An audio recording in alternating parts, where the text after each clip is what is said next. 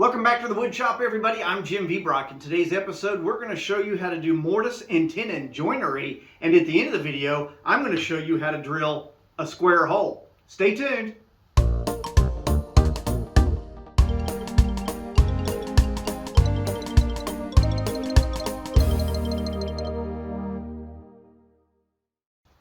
Welcome back to the wood shop, everybody. I'm Jim Viebrock, and today we're going to talk about mortise and tenon joinery, and we're also going to show you a way to drill a square hole at the end of the video.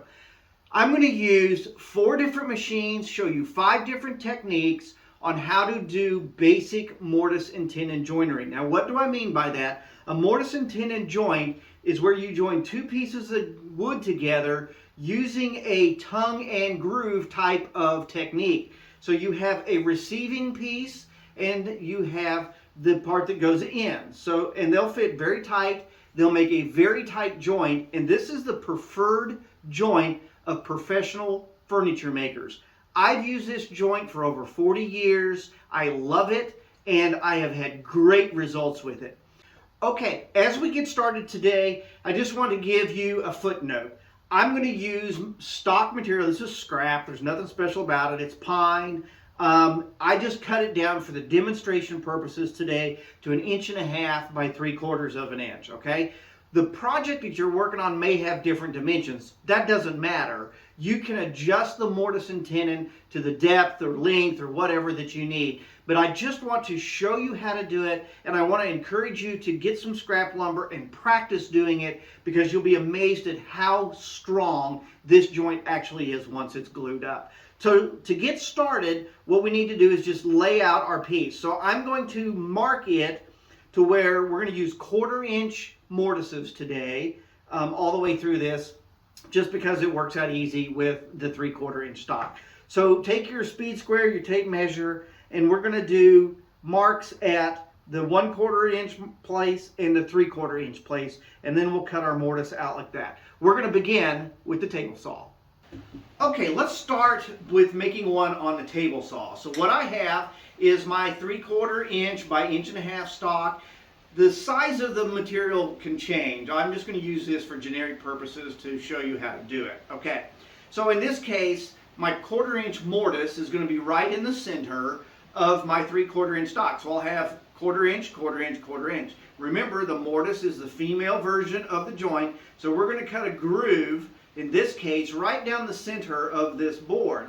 And I've already marked this out, so our first pass is going to be just to the left, in my case, of this line. And I've already set my fence up to make that cut. We're going to make this cut, then we're going to reset the fence to make it on the right-hand side of this line. There may be a little bit of material in the middle that we need to clean out. You also need to set your depth at this point of how deep you're going to go. And in this case, we're going to go about 1/4 inch. Okay, now that I made that pass through, I've reset my saw to where I will pick up the other line. Keep in mind that your blade, it has alternating teeth, and you always want to be setting your fence with the tooth that's going to cut the most material, okay? So in this case, I'm ready to cut the next pass.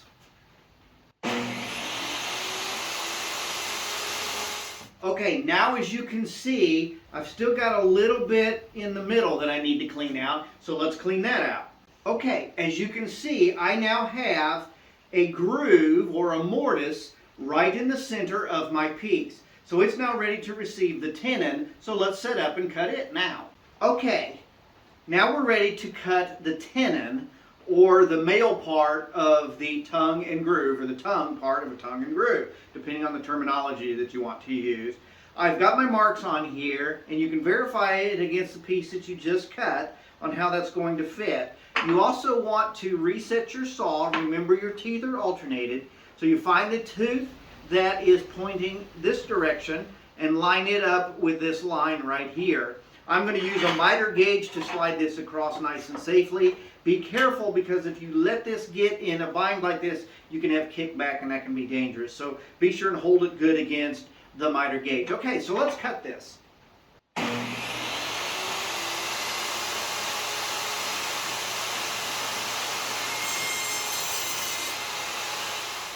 Okay, I made my first pass. I just want to make sure that I'm happy with it. So I'm going to put the cut piece up next to it. Looks like it's good. Sometimes you need to adjust your fence just a little bit one way or the other. Now, to clean the little dog ear off, you just hold against your miter gauge and away from the fence.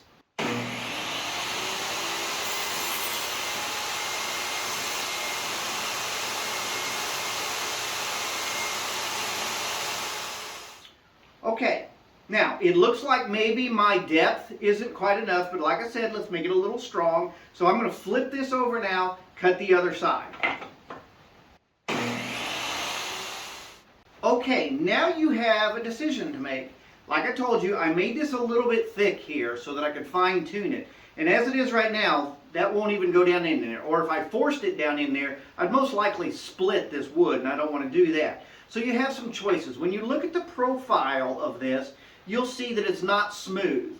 So you can either fine tune this by sanding it, which will make it smooth and beautiful, or you can run it, adjust the depth of your saw and cut it through. Just remember, you're not taking the whole thing off one side, so you're going to make just little itty bitty increments. So I'm going to fine tune this one with the saw. Okay, now I've taken just a very small sliver off of both sides of that. You could have done it with a sandpaper and made that super smooth if you want it to be pretty. If this joint is exposed, you may want to do that because you want a super tight joint. But just to show you, that goes down on there very tightly, just like that, and it's not coming off. So if you've done this right, this is a very, very good joint. It's used for lots of different things, cabinet doors, furniture making, all kinds of stuff like that. So that's how you can do it on the table saw. Now let's go over to the router and make one.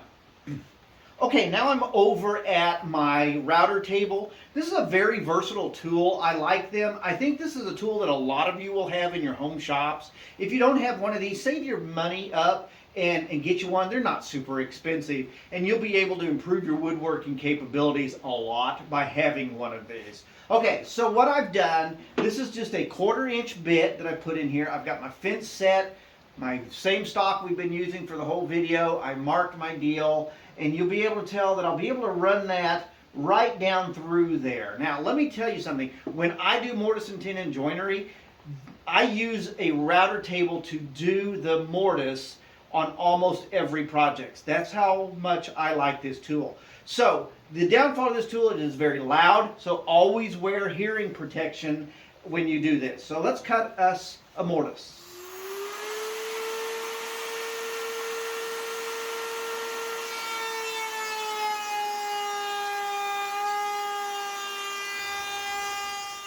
Okay, now I've changed my bit to what they call a straight flute. This one's about 1/2 inch wide.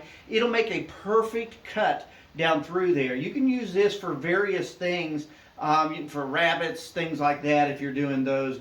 You can use them in replace of a dado if you don't want to. So again, very versatile tool here. But in this case, we're going to make the tenon. So we've got this is the female part, the mortise that we've done, or the groove part.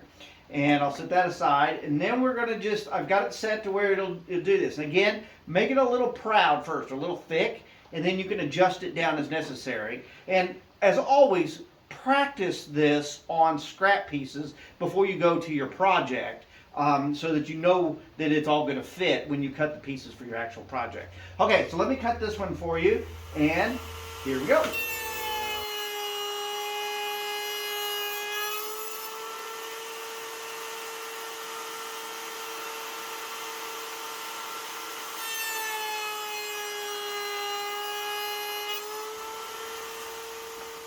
Okay, so there you can see we've made our tenon and our mortise, and with any luck this will go together nice and tight, just like that.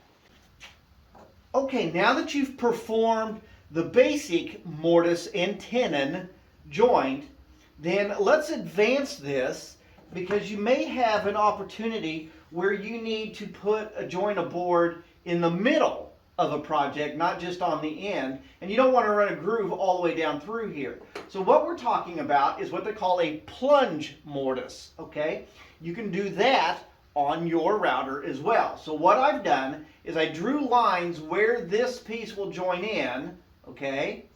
and that's going to be my maximum width of my cut. So I've also drawn lines on my table that show where my bit lines up with, so that once the bit's up in there and I can't see it, I'll know where to start and stop. So this is very easy to do. Turn your router on, bring it fully up to speed, and then you will simply just set your workpiece down on the bit, lining up the two lines. And you will run it across there until it reaches the far line, and then you lift it up. And you will have a nice, clean plunge mortise like this. Now, the only thing that's different is on your tenon, you may have to trim the shoulders just a little bit, because you don't want to be able to see this hole on the outside of your workpiece. So on the outside of where this goes, you don't want that to extend past that. So if you trim the shoulder on the tenon and make this slightly under these lines, then you'll be able to put that together like that and get it lined up, and you'll have a nice clean project. Once that's glued up, that'll be very strong and it'll last a very long time.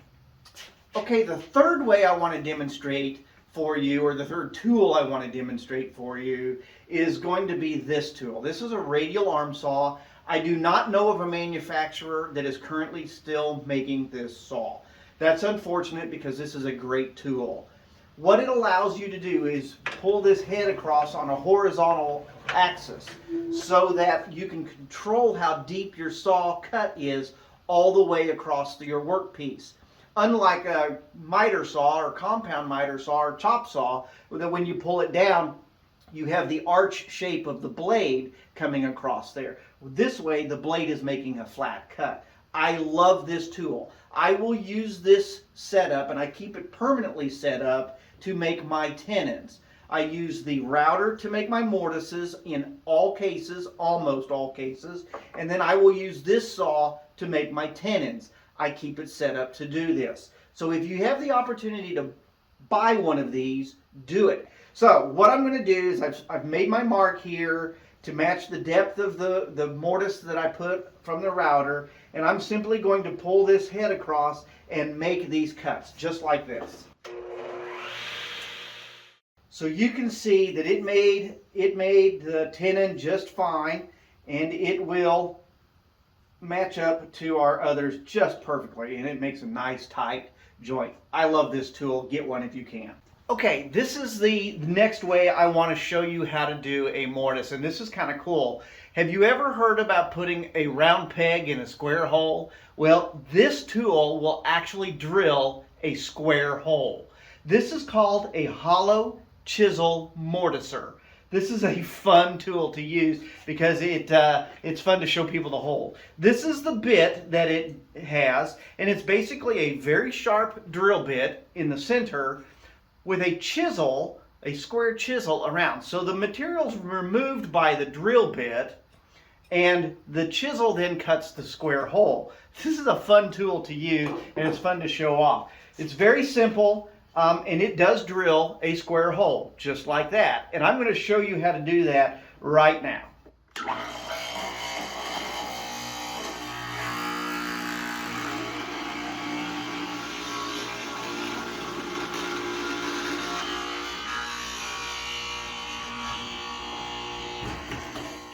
Okay, there you have it, a square hole. Just like that. This is a really cool tool. And you may be wondering where this application may come in. I've built some fancy tables where they have a bottom shelf on them, and I use this type of a mortise to attach that table, that shelf in the table. You may also have an application where you have a square dowel of some sort, and you need a way to attach it firmly in there. Like if you were making lanterns or small ladders or something like that, this tool would be great for that. It's very precise, and it's a very great tool. So there you go. That's 4 different tools, about 5 different ways to cut mortise and tenon joints in real life applications of how you might use them. Practice on this. Get some scrap lumber. That's what you keep scrap lumber around for. Keep your scrap lumber Practice building some things like this and then figure out new ways to apply them to the projects that you're working on. You will discover that there are infinite numbers of ways you can apply these basic techniques to build new projects moving forward, and your friends will be impressed by your quality of work. Learn this new skill and enjoy woodworking.